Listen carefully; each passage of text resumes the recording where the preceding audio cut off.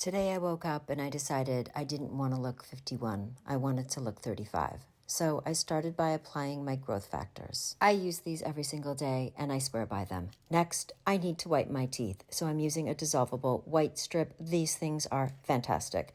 Now for the best plumping, lifting, firming face mask on the planet.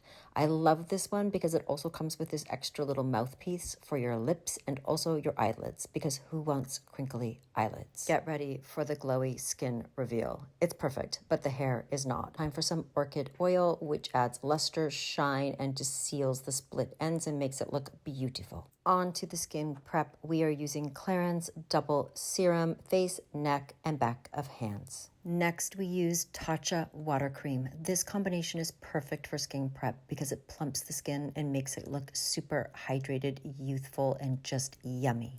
Let this set for a minute and then apply your SPF. I'm using one with a little bit of tint because that way I don't need to wear full makeup and my glowy, plump skin shines through. Time for the bronzer. I'm using the Chanel Cream Bronzer, which is perfect for that glowy, sun-kissed Saint-Tropez look. Like I said, I want to look 35, so I'm using a beautiful bright pink blush, which just adds a really youthful pop of color to the cheeks. I add it high on the cheekbone and in front by the apples.